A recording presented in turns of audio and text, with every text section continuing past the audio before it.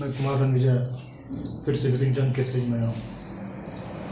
आप लोग संग लक्ष्य की प्रीलिम्स के परीक्षा देने वाले, इसके लिए बड़ी बहुत ही शुभकामनाएं। अब जो नया वीडियो आएगा यूपीएससी प्रीलिम्स के बाद ही आएगा। और इससे पहले जो हम अब उसी घुमरते बादल को देख लेते हैं, प्रीलिम्स के पॉइंट ऑफ व्यू से क्या पूछा जा सकता है, और इसकी कहानी भी जान लेते हैं। वाकया साइमन कमीशन के बहिष्कार के दौरान युवाओं में एक राजनीतिक चेतना का प्रादुर्भाव हुआ। साइमन कमीशन के बहिष्कार के जो उसमें बहिष्कार के दौरान जो है उसमें संघ और कई तरह के संगठन बनने लगे। उसी समय जवाहरलाल नेहरू यूरोप गए थे, वहाँ से फिर ब्रुसेल्स से जो है वो रूस भी गए थे।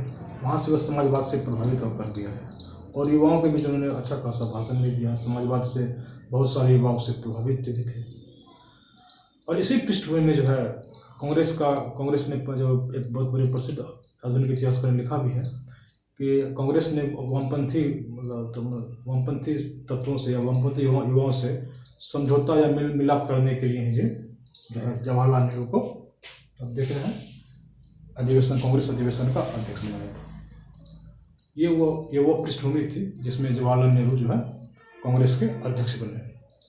ये कॉन्सेप्ट हमारा क्लियर होना चाहिए। उसके बाद जो हम देख लेते हैं प्रीलिम्स का क्वेश्चन है कि 1929 के ऐतिहासिक लाहौर अधिवेशन में जवाहरलाल नेहरू को कांग्रेस का अध्यक्ष बनाया गया। मोतीलाल नेहरू 1928 में कांग्रेस के अध्यक्ष थे। राष्ट्रीय आंदोलन में आधिकारिक प्रमुख के रूप में उनका स्थान उनके पुत्र ने ले लिया।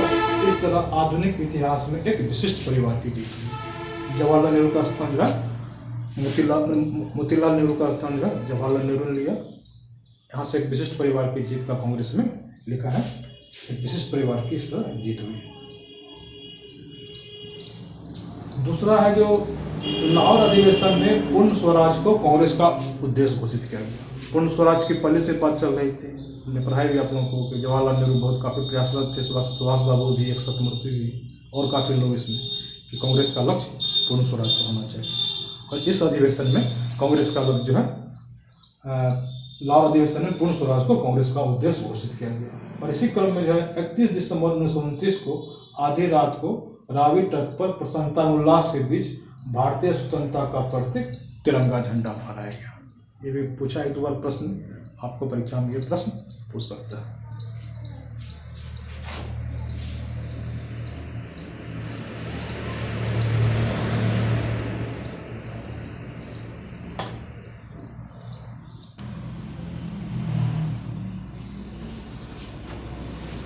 और जवाहरलाल नेहरू अध्यक्ष बनने के बाद जो है उनका एक बहुत स्टेटमेंट पूछा जाता है, परीक्षा में पूछा गया है कई बार कि जवाहरलाल नेहरू का वक्तव्य था, मुझे साफ साफ स्वीकार कर लेना चाहिए कि मैं एक समाजवादी हूँ, रिपब्लिकन हूँ, मेरा राजाओं महाराजाओं में विश्वास नहीं है, न ही हम उस उद्योग में विश्वास करता हूँ जो आधुनिक राजे महाराजे उद्योगपति कर रहे हैं। हम सोच सकते हैं कि जवाहरलाल नेहरू को मार्क्सवाद का जो है कितना ज़्यादा प्रभाव चला, आज समाज कितने समाजवादी हो चुके थे। तो रूस से आई तो रूस से वो बहुत ज़्यादा प्रभावित हुई थी। उसके बाद है जो इम्पोर्टेंट है प्रश्न कि 26 जनवरी 1930 को पहला स्वतंत्रता दिवस घोषित किया गया। उसके बाद से यह दिवस हर साल मनाया जाने लगा और इस दिवस को शपथ लिया जाने लगा कि हमें अंग्रेज से पूर्ण स्वराज चाहिए और अंग्रेज से विरोध करना हमारा नैतिक हक है। और इसमें यह भी कहा गया कि अंग्रेज किस तरह हमारा शोषण कर रहे हैं, राजनीतिक रूप से, सामाजिक रूप से, आर्थिक रूप से, सांस्कृतिक रूप से, आध्यात्मिक रूप से, सभी ढंग से हमारा शोषण कर रहे हैं। हमें मतलब हमारा जो है नैतिक रूप से पतन हो रहा है। हमें सिर्फ कहता है कि अंग्रेज कहता है कि आप सिर्फ किरानी करने के लायक हम लोग। सोचिए अब क्लर्क बनने के लायक मतलब क्या, नैतिक किसी को ये बताना कि आप प्रतिभाशाली नहीं हैं, इसका अर्थ क्या होगा?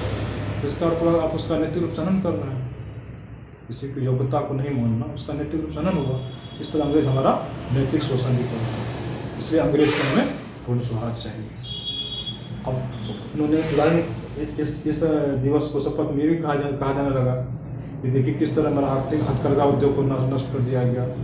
किसान और मजदूर लोग जो 4 महीना बैठे रहते हैं, कम से कम इस उद्योग से वो कमा पाते, आर्थिक रूप से वो संबल हो पाते। इस तरह सविना अवज्ञा की पूर्व पीछिका तैयार होने लगी कि हमें अंग्रेज से आज़ादी चाहिए, मतलब पूर्ण स्वराज चाहिए। और इस तरह जो है स्वाभिनव अवज्ञा आंदोलन यहाँ से मतलब एक कह सकते हैं कि एक जमीन तैयार होने लगी। धन्यवाद।